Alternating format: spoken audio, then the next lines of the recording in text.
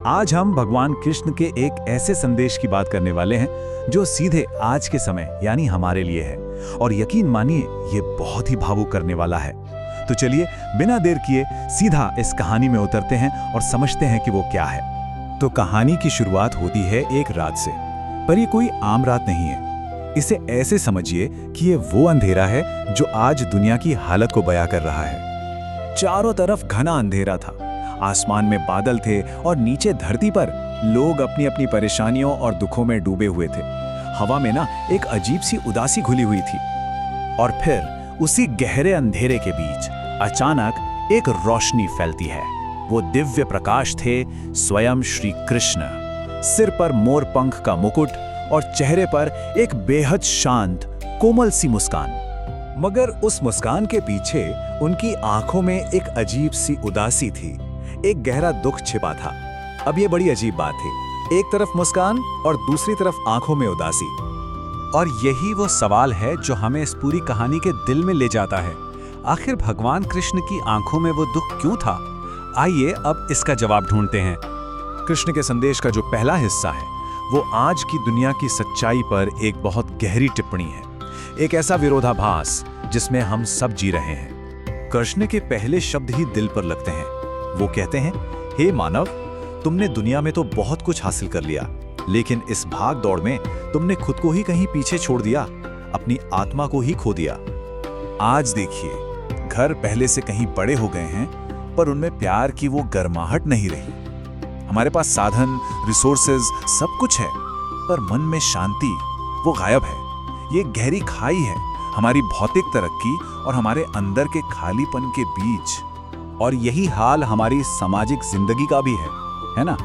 हर किसी के हाथ में मोबाइल है, हम पूरी दुनिया से जुड़े हुए हैं, लेकिन सच बताइए, जब वाकई किसी अपने से बात करने का मन होता है तो कोई नजर आता है? हम सब कनेक्टेड होकर भी कितने अकेले हैं। अब कृष्ण की बात को और गहराई से समझते हैं। वो उन जरूरी इंसानी मूल्यों की बात करते हैं जो धीरे धीरे हमारी दुनिया से खत्म होते जा रहे हैं। आज समाज में देखिए क्या हो गया है।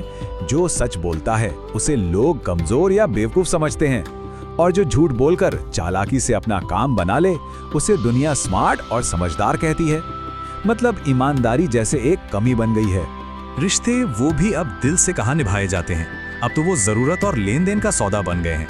लोग एक दूसरे से तभी तक जुड़े रहते हैं जब तक कोई मतलब निकल रहा हो। और शायद सबसे ज्यादा दिल दुखाने वाली बात, कृष्ण कहते हैं, जिन माँ बाप ने उंगली पकड़कर चलना सिखाया, आज वही अकेलेपन में बस तुम्हारा इंतजार करते रहते हैं। ये आज के दौर की एक बहुत ही कड़वी सच्चाई है।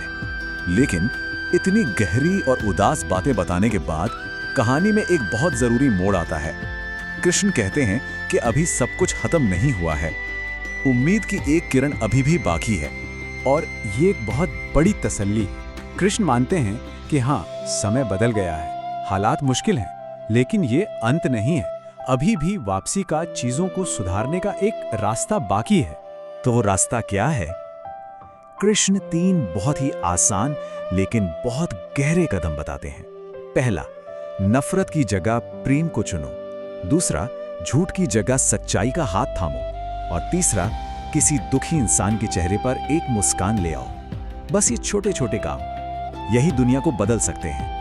चलिए आगे बढ़ते हैं और देखते हैं कि कृष्ण के अनुसार ईश्वर असल में मिलता कहाँ है। और ये मंदिरों या मूर्तियों के बारे में नहीं है, ये हमारी रोज की जिंदगी के बारे में है। कृष्ण कहते हैं, मुझे मंदिरों में मत ढूंढो, मैं वहां हूं जहां दिल में कोई मैल न हो, जहां माँ बाप का आदर हो, जहां किसी भूखे को खाना खिलाया जाता हो, और जहां बिना किसी मतलब के निस्वार्थ प्रेम किया जाता हो। ईश्वर इन कर्मों में बसते हैं। और अब हम इस संदेश के आखिर में आते हैं, जहां कृष्ण इंसान को अपना सबसे बड़ा और आखिरी वचन देते हैं। ये शायद सबसे ज्यादा सुकून देने वाला वादा है। कृष्ण कहते हैं कि एक ऐसा पल भी आएगा जब किसी को लगेगा कि दुनिया में उसका कोई नहीं, सबने साथ छोड़ दिया। ठीक उसी पल मैं उसके साथ खड़ा मिलूंगा। यह बिना शर्त के साथ का एक शाश्वत वादा है। तो इस दिव्य सहारे को पाने की शर्त क्या है? बस सिर्फ एक बार सच्चे और साफ दिल से उन्हें पुकारना होगा। कोई दिखावा नहीं, कोई कर्मकांड नहीं, बस दिल से एक सच्ची पुकार। और बस इसी एक पुकार के साथ ये संदेश खत्म होता है। ये हमें एक गहरी सोच और एक नई उम्मीद के साथ छोड़ जाता है कि सहारा और रास्ता हमेशा मौजूद है, बस उसे सच्चे मन से खोजने की देर है।